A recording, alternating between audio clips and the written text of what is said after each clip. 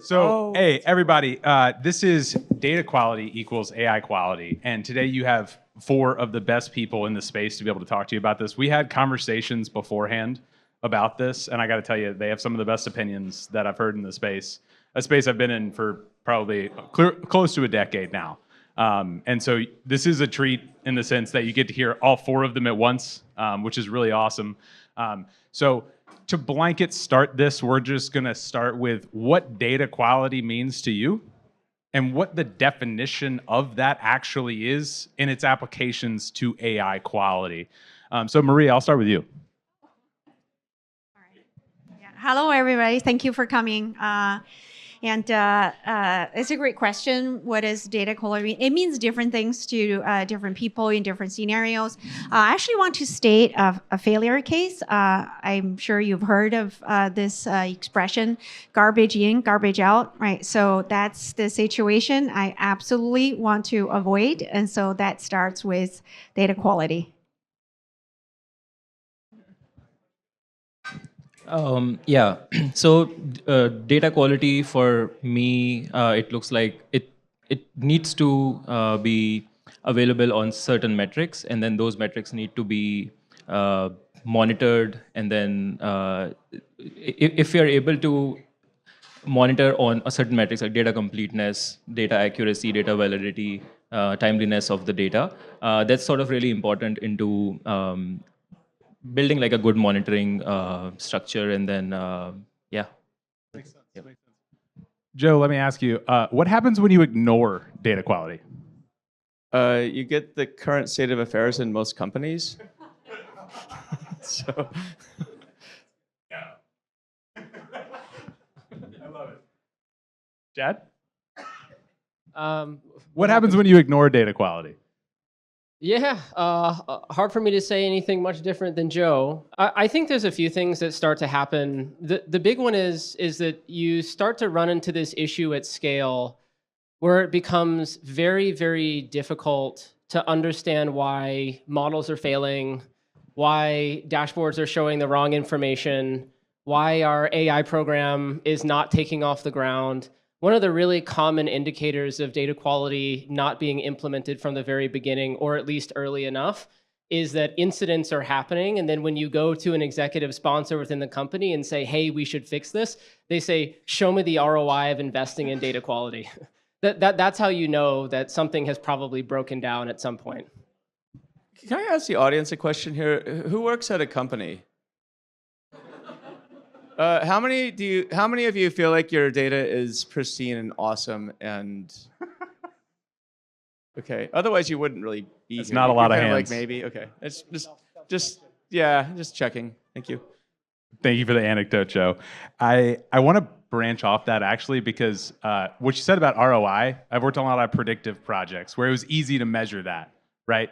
You have some regression score or something that, or like time to value, or even in today's world, time to first token, where it's easy to say the faster that this gets to the user, the faster they get a recommendation, the higher our ROI.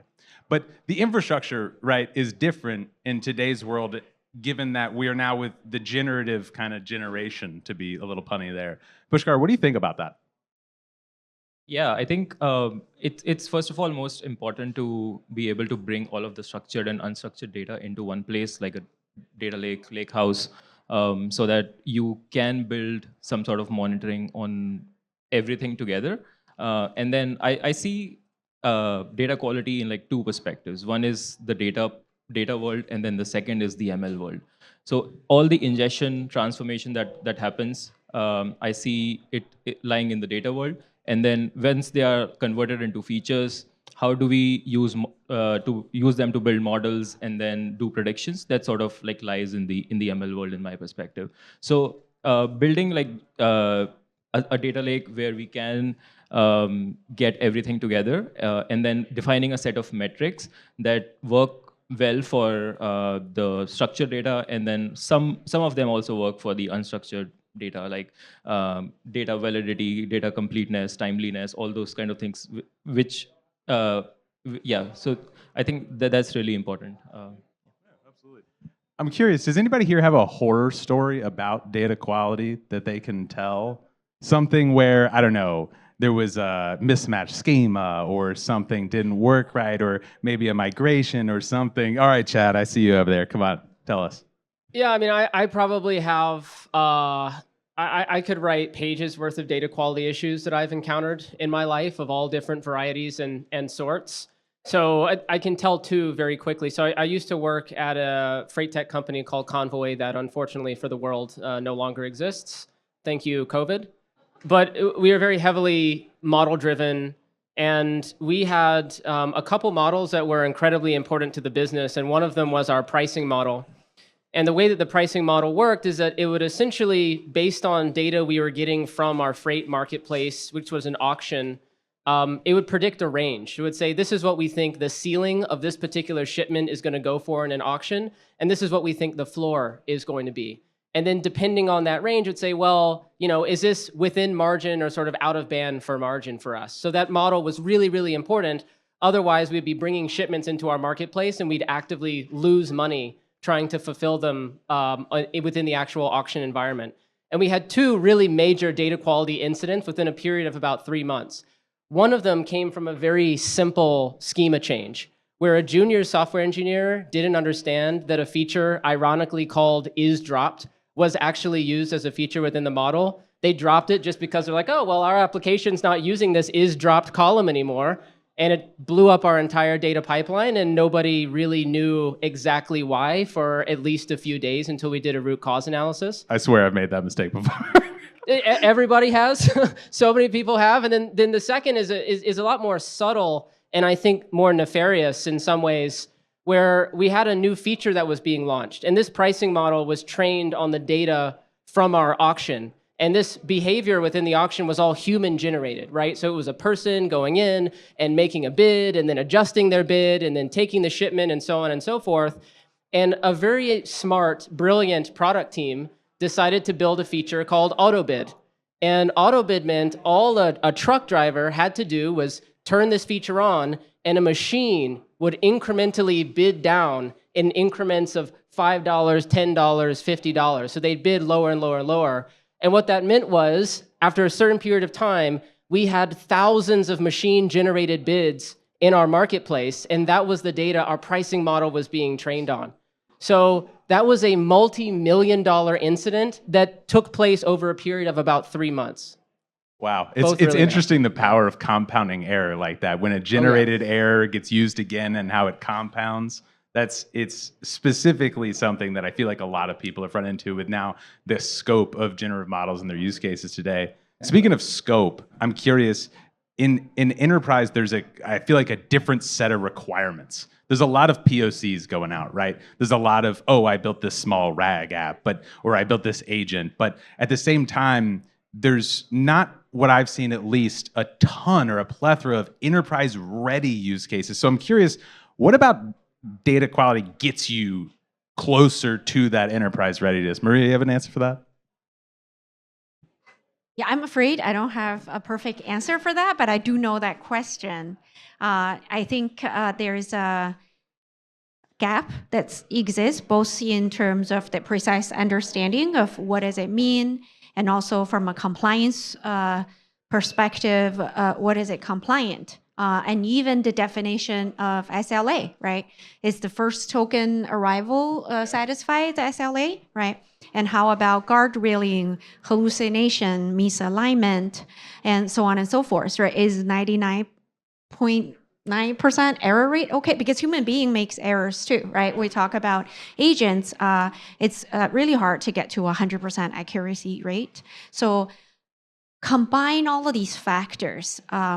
I believe there will be a new definition of enterprise readiness, and there will be a first wave of early adopters or companies that are savvy and that are contributing to this new standard of procedure per se. But personally, I'm really excited to see that happening, and actually would love to hear your thoughts on, what does it mean in the era of generative AI by enterprise ready? Enterprise is an interesting one. I wrote about this last week on my blog. I felt like there's really two types of data practices going on. There's There's product land where you're using data to make products, right? And there's also enterprise land, where traditionally data is used in a back office IT function. And so I think when we're talking about enterprise, it's a fascinating one because a lot of enterprises I see, and this is some of the biggest companies around to small enterprises and everything in between, but it feels like data is an absolute dumpster fire. And like companies are still barely able to do BI at this point. Right. So the question I always ask when I go around the world is, would you be willing to throw a large language model on top of your corporate data set as it exists today to get, quote, insights? And my second criteria is, would you be willing to bet your job if this doesn't work? I think we asked this in Australia last year. Yeah. Now, I think one person who was working on a large language model raised their hand, and the others are like, no, I'm definitely not going to do that. So, that's kind of the state of affairs. I've had this moniker for a while. A lot of companies can barely do BI, but now the thing is, there's a lot of motivation to want to throw AI at the problem. So I think there's a huge disconnect between, sort of the incentives and the outcomes of what we're about to see. There's not a board or a CEO who's going to admit like, oh yeah, we're not going to go down AI, right? You'd look like an idiot. Everybody wants to say it in their board report, right? Yeah. Right. At the same time, knowing what you all probably know about most data sets in companies, I think you can make the leap, right? It's not generative AI, it's more like degenerative AI, I guess would be a better way of putting it. But that's sort of the state where we are. I think it also applies to some subsets of predictive modeling as well. It always has. It's always been there. The data quality piece has always been there. It's just that now it feels almost like it's emphasized because of its impact, its outstanding impact. I think it was Pushkar. Or Chad who was talking about the differences in predictive versus generative, and like how that's changing the definition of data quality and model quality. Like we talked about model quality being something maybe like system quality of time to first token, but data quality being completely different. Do you want to talk about that? Yeah, sure. So when I see data quality for the predictive side and then the generative side, I think a lot of it applies in like the intersection of both of them. But there are elements of predictive AI, the data being used to do predictions for predictive AI. Those are like very, very different. Like emails, call transcripts, those are some of the things that we look at, right? So how do you identify tone? How do you identify like some kind of action that is needed? So those kind of things I think are additional to what you would eventually look for when you're just looking at the generative, the predictive side. Yeah. Like a comment on that is that I've seen a lot of people try to use LLMs to do things like query intent modeling. And I don't know about y'all, but like 6 years ago, I was doing that with XGBoost. You come up with 4 categories and it's just multi-label classification, right? And so it seems like it's almost like we stuff too much towards the LLM. What do you think, Chad? Yeah, I think that's definitely true. We're seeing a lot of sort of products and vendors these days that are trying to do, traditional sort of machine learning as if it was an AI function, and that's definitely not the right way. But to sort of Pushkar's earlier point, I think, and to Joe's earlier point as well, I think that there are so many companies that are trying to start thinking about investing heavily in AI and AI quality, but their ability to do data quality on relational data sets is horrible. And that is like way easier. It's 10 times easier than thinking about data quality for unstructured data. And there's a whole host of issues, even the most basic ones possible, like a schema changed for a data pipeline that I used and it broke me. And these data teams really have no way of preventing or being proactive or even knowing that these issues are coming, let alone more the complicated data quality issues relating to like semantics. So something changes in the data and it doesn't have anything to do with the schema. Like, we're updating a column called, datetime.now to datetime.utc, right? If you've worked with data significantly, like, that's going to cause a massive issue for you. Always use Unix time, right? Integer Unix time every time. Exactly, but most companies don't even have a great way of understanding that these issues have happened, let alone preventing them. So there's sort of this whole murky territory of dealing with data quality, even in structured data land, And I think trying to make that jump without getting your foundations in place is pretty dangerous. Joe, you talked about anti-patterns. That sounds like one of them, treating unstructured data like structured data. Do you have any other, you talked about some of those anti-patterns. Do you want to number some of them for us? I think that's a good one. Where to even begin here? I mean, structured data I found is always the hardest data set to work with, right? Is anyone felt the same way? Like it felt like unstructured data is usually easier, but then structured's you're sort of held victim to your own circumstances of the data set stuff. Zach, how you doing? Yeah, other anti-patterns I would say, obviously not having observability early and often on your data sets is a big one. Not knowing what you have is a big one, but again, this is most companies. So now you're having to go retrofit all this stuff in, and now you get to atone for your past sins. I would say also the other big cardinal sin, something that Chad can speak to, is just not addressing your issues as far upstream as possible, right? Like that's a huge anti-pattern. I think all too often right now we're sort of on the receiving end of it, but you're the receiving end of a sewer. So you can try and clean your water there, or you can make sure things are better upstream. But that's your call, not mine. So. Yeah, I think I'm a little bit more optimistic than my fellow panelists here. I actually think, the entire industry has gone through digitization, so I do think the data is, stored somewhere, and that's a good starting point. One thing I've noticed repeatedly that people overlook or misunderstand, the lack of precise understanding of the data. And that is so critical. Everything starts there. So often people just lump it together is like, this is my data set, or structured data versus unstructured data, but there's just so much more to it. My suggestion is really to take a much closer and much more granular look at your data set, right? What's dynamic, what's factual, what's slow changing, what's human labeled with subjectivity, what is factual. When you have a more precise understanding of all this data at a column and rows level, then you need to give them the proper treatment. And the treatment is going to look very different, right? So it's the classic divide and conquer. If you put everything together, it's going to look really messy and you feel like you can never get it right.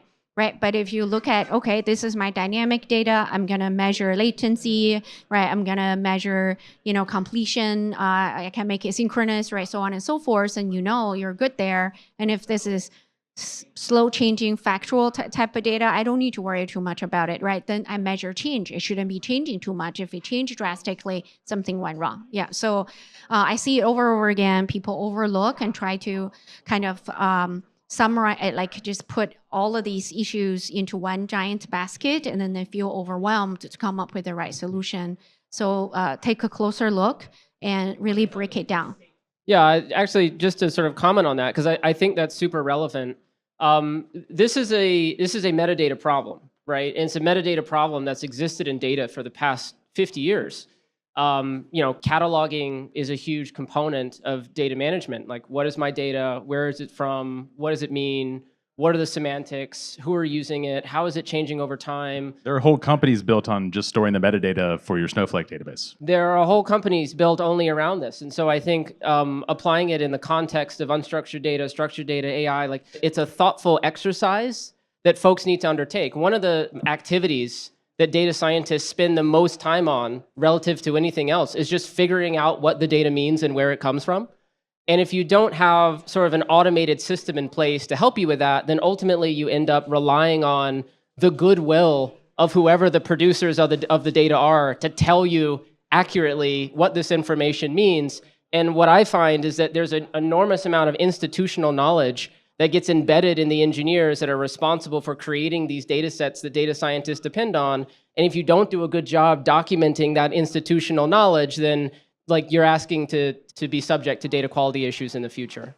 Yeah, that's really interesting. We talked about too, getting data scientists and machine learning engineers, as the canonical sense of the two terms, like getting them to work closer together, and how it's more important that the people creating the systems and the people that are creating the data and the people that are cleaning the data all work together Do y'all have any like tips or practices or methodologies or anything that you know of that gets that group of people to work better together?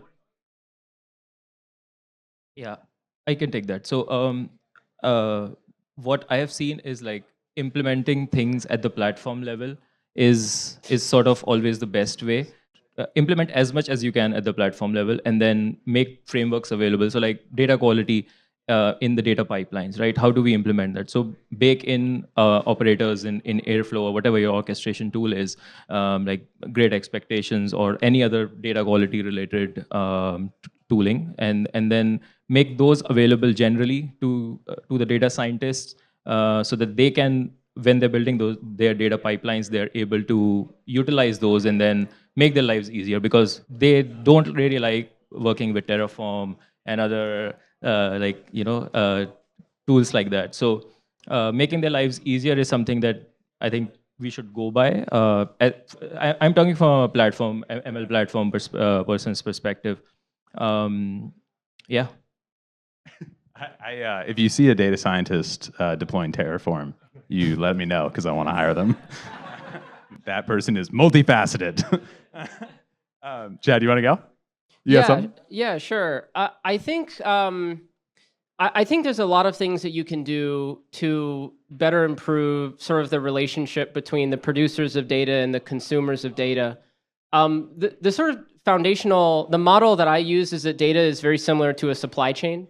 And in a supply chain, you've got a producer, and the producer is generating some raw input. And then that input is transformed many times. And then at the very end of the process, you have a product. And I think that's true for the data pipeline as well. You have a raw data source. You have some, ETL, ELT mechanism, multiple steps of transformation. And then at the end, you have a data product, and AI might be one of those data products. And in the supply chain world, what's super important is this idea of end-to-end supply chain visibility, so that each person who's responsible for a transformation understands how that transformation is going to impact the owners of the data products downstream. If you don't have that visibility and the awareness, you're operating in a black box, right? You make a change, you might end up blowing up someone who's running an AI system, or maybe not, and it's totally fine. It's more or less impossible to know. And so one of the technologies I'm a huge advocate of is data contracts. The data contract is basically starting to apply an API to your data. And that's not like a literal API. It's an API in the sense of like there are certain expectations and SLAs that you have for your data assets. You always expect the schema to look a certain way. You expect the contents of the data to look a certain way. There's data quality rules that need to be enforced. We would always expect like 1,000 events to be emitted over this time period and never 5. And the goal is to have that check be as close to the producer as humanly possible. So if the failure happens, you can communicate that to all the other contracts downstream. And now your data supply chain is connected by contracts and not these disconnected people. So that's what I recommend. And it's something that some of the larger companies in the world are starting to implement across their entire data ecosystem. And it's very effective. Joe, what do you think about that supply chain? I like supply chain. Supply chains are good. It's pretty cool. I think also to solve the problem of making everyone work together, like trust falls and group activities are good. I'm sort of kidding, but not. Yeah, the supply chain thinking is interesting. I actually come from a supply chain background. My background's in Lean. So it's interesting to see how many principles from Lean are actually adopted in, starting in software and now in data and now AI. Like this is an ops conference, right? I mean, that gets its roots in Lean. Yeah. And so I think if you actually, a good thing to go study if you all really want to read a great tome is The Goal. It's a supply chain book, I think, written in the late 80s or 90s. Actually, the 80s it was. It still holds true today. I would say that this is an awesome place to start. That'll give you a lot of the reference you need. But it's about continuous flow, reducing bottlenecks, right? Collaborating with people, single piece workflow. I think if the industry can master these principles, it actually goes a long way towards reducing defects. The way you get into errors really is the way we do it now, which is you lob things over walls, right? And in supply chain, this is the old way of doing stuff. This is mass production, right? Accumulate a bunch of stuff in batch, which is an anti-pattern in Lean, but this also results in now you have to go and rework 1,000 possible things versus one, where you can catch the error and fix it. So I think adopting those principles would go a long ways towards, I think fixing data quality, which people like Chad are working on, and and others, but it's really a process question more than anything. If you go back and read supply chain like Deming, for example, in the 60s, he already called out that 98% of the problems are usually process related. It's not people. It's just how you That do was things. not on my bingo card, but I loved that. You're I'm you're not sure welcome. who had that on their bingo card. Supply chain tome. This is what happens when you invite me to a What do you think, panel. Maria? Yeah, I agree with everything you said, but there is a human element, and that's what I call holistic ownership, right? Even, I work at some of the largest companies, and of course, there are different departments, different functions, and my philosophy it was always be really take ownership of it, and not toss it over the wall and feel like, oh, I'm done with my job. Let me give you a simple example. So of course, developers need to log, right, activities, consumption, metering, so forth, right? And eventually it becomes billing to customers. And if there was a mistake, either you overcharge your customer, which is not nice, and when they find out, they're furious. And two is you underbill your customers, and there's massive revenue loss, right? So I actually got these two teams together. They actually never met, right? On this side, you're creating these logs, and supply chain 5 points later, dollars came out of there, and I could just see, and there were issues, of course, it's never perfect. And the developer felt so bad, right? Because it was, and then I feel like he's taking his job from a different lens, like the work I do, like every piece of data, because sometimes it feels meaningless, right? I'm logging all these things. We're talking about billions and billions of events on a minute basis, right? They're just like, whatever, right? And now he's like, okay, I'm going to take my job seriously. And I was like, start talking, start communicating, do a monthly review together, do error injection together. So really have this sense of holistic ownership and really understand where your data is going to deliver and end to end. Yeah. Well, I think that just about does our time. So I just want everybody to thank these awesome panelists for coming and sharing their expertise.